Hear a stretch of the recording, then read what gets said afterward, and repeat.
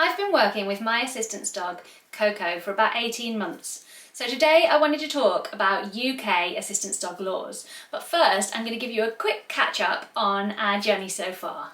I got Coco as a puppy. She was 12 weeks old when she came to live with us. I wanted a dog with a view to supporting me because I'm autistic, but at the time I thought that probably she'd only be able to support me like a pet at home and out in places where dogs were allowed. Prior to this, I'd checked out autism assistance dog charities in the UK, but I found out that they only provided dogs for autistic children. I've actually since discovered a charity called Dogs for Autism, and they provide autism assistance dogs for autistic people of all ages, but at the time I didn't know that they existed, so I thought that this wasn't a possible route for me. Side note, I'm actually now an ambassador for Dogs for Autism, so if you'd like to support the amazing work that they do or find out more about them, I'll leave a link in the description box for you to go check that out. When Coco was around 18 months old, I saw that someone on Twitter had found an organisation in the UK that had supported them to own or train their own assistance dog. The organisation is called Pausable, and I immediately emailed them because I was so excited because I really felt like an assistance dog was going to be a great support for me. Being supported by Pausable does cost me a monthly fee, and this covers all the support that I get with training, negotiating access, and also insurances for Coco. Pausable set me up with a trainer, and Coco had to pass the initial suitability test, which she did.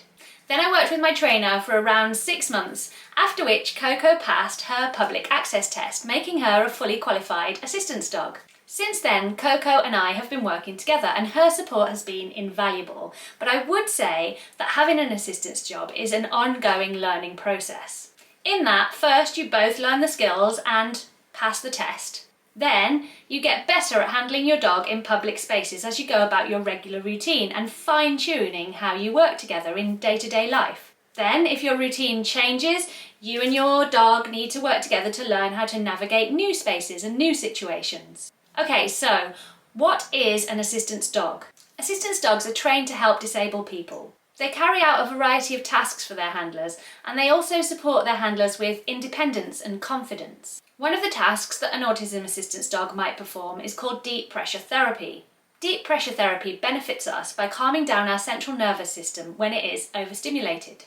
Coco performs DPT by lying on my chest when I need this input.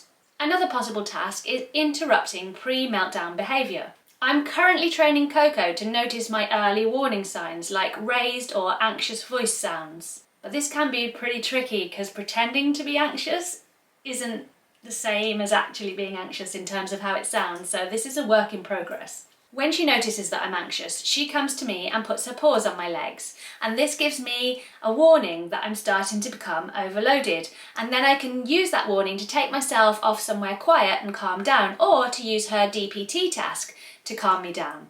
In addition, I've actually noticed that if we're out and working together and I am anxious, Coco's behaviour becomes a little bit more unsettled, so she's kind of alerting me to that naturally anyway. She's attuned to my emotions, and this has led to her performing this task without any training. Okay, so what are assistance dog laws in the UK? In the UK, assistance dogs are not regulated. There is no official accreditation or training requirement to be able to call your dog an assistance dog. Obviously, there are issues with this in that basically anyone could claim that their dog is an assistance dog, which could lead to dogs that are not trained properly behaving badly, which could lead to well-trained assistance dogs having difficulty gaining access to public spaces because of previous bad experiences with dogs that behaved badly. Additionally, the law doesn't require assistance dogs to wear a special harness or jacket or to carry an ID booklet, but many dogs will do this when they're working. I wish I'd known this when I was approached really brusquely by a security guard in a supermarket telling me that he couldn't let me in until he'd seen Coco's ID booklet. Coco does wear a jacket and I think she looks very official, but even so, we still really regularly encounter problems when we're trying to access public spaces. People try to tell us that dogs are not allowed in the spaces that we're trying to access. Actually, they are allowed, and they're covered by the Equality Law 2010, so let's look at that. Equality Law says that refusing access to a disabled person with an assistance dog is discrimination. because it means that a disabled person cannot access the service the same way a non-disabled person who doesn't need an assistance dog can. In addition, refusing access to an assistance dog is failing to make reasonable accommodations. In this case, the reasonable adjustment is allowing access to the disabled person and anything they need to be able to access the space, in this case, the assistance dog. Finally, you would be breaking the law for disability harassment if you treated someone in a way that made them feel humiliated, offended, or degraded for reasons connected to their disability. On any occasion where I've had to fight to access a space that I should be able to access with my assistance dog, I have definitely felt humiliated and degraded. Essentially, it would be unlawful to refuse access to an assistance dog except for in very exceptional circumstances. These circumstances do not include establishments which sell food, nor do they include establishments where someone has a dog allergy, because in that instance, the reasonable adjustment would be to separate the person with the allergy from the dog, rather than refusing access to the dog. In an environment where this isn't possible, say a taxi cab, then it would be the responsibility of the driver to get a medical certificate to prove their dog allergy, and a reasonable adjustment would be to send a different taxi instead. So that's the law that protects me and Coco and supports our access needs. But what are the other challenges associated with working with an assistance dog in public? One of the main difficulties around working with Coco is when we've been refused access. Sometimes it's just a case of clarifying the law and the situation and then we are given access, but sometimes even after that we've still been refused access. This is obviously really frustrating and upsetting. The next most common challenge is people wanting to pet, stroke or interact with Coco, and this can be really difficult for me to manage. Because I get it, I know, she's small, she's cute, she's adorable, you just love to pet dogs. But when you go to pet my dog, you're distracting her from the important task of supporting me. Additionally, I've spent a lot of time working with Coco to teach her to ignore people when we're in public and she's working. So if you come and interact with her, you're sending her a mixed message about how she's to behave when we're in public. She wants to bark and greet her admirers, but this contradicts the standards of behaviour that we're trying to achieve.